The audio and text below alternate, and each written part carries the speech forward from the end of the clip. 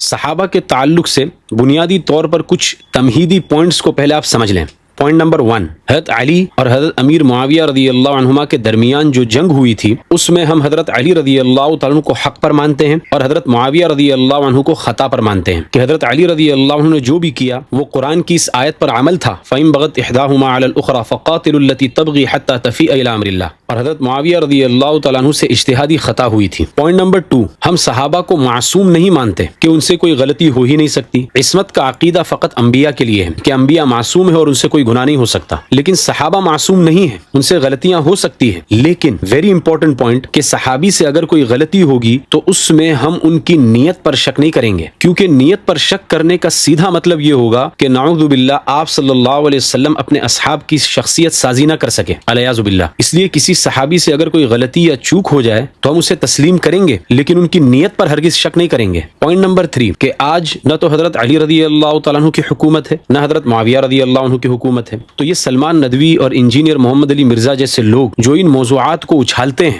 اور صحابہ کے مشاجرات کو عوام میں لا کر بیان کرتے ہیں، وہ اس سے کیا حاصل کرنا چاہ رہے ہیں؟ نہ تو قبر میں اس کے بارے میں سوال ہونے والا ہے، نہ حشر میں اس کے بارے میں سوال ہوگا کہ تم نے حضرت معاویہ کو برا بھلا کہا تھا یا نہیں۔ جب ایسی بات نہیں ہے تو ان موضوعات کو چھیڑ کر اور عوام کو پریشانی میں ڈالنے کا مطلب کیا ہے؟ فقط اس کے کہ عوام کے دلوں میں صحابہ کا بغض بٹھانا ہے اور صحابہ کی جماعت پر سے اعتماد کو ختم کرنے کی ناپاک سازش کرنا ہے۔ اس کے علاوہ اور کیا ہے اس کا مقصد؟ پوائنٹ نمبر 4، سلمان ندوی کہہ رہے ہیں کہ یہ ملا، مولوی اور مدرسے والے ملعون ہو گئے صحیح روایات کو چھپا کر۔ ہم یہ کہتے ہیں کہ اگر ان روایات کو چھپایا ہوتا تو یہ روایت تمہارے پاس آئی کہاں سے؟ تم بھی تو مدرسے کے پڑھے ہوئے ہو اور اہل السنت والجماعت کی کتب ہی سے نکال کر تم حوالے دے رہے ہو اور انہی کو گالیاں دے رہے ہو، انہی کا کھا کر انہی کو بھونکے انہی کے ٹکڑوں پہ پلنے والے۔ پوائنٹ نمبر 5، سورہ حدید آیت نمبر 10 میں اللہ تعالیٰ فرماتے ہیں لا يستوي منكم من انفق من قبل الفتح وقاتل اولئك اعظم درجة من الذين انفقوا من بعد وقاتلوا وكلا وعد الله الحسنى۔ اس آیت میں اللہ تعالیٰ صاف فرما رہے ہیں کہ وہ صحابہ جنہوں نے فتح مکہ سے پہلے مال خرچ کیا اور اللہ کے لیے جنگیں لڑیں، وہ رتبے میں اور درجے میں ان صحابہ سے بڑے ہوئے ہیں جنہوں نے فتح مکہ کے بعد مال خرچ کیا اور فتح مکہ کے بعد جنہوں نے جنگیں لڑیں۔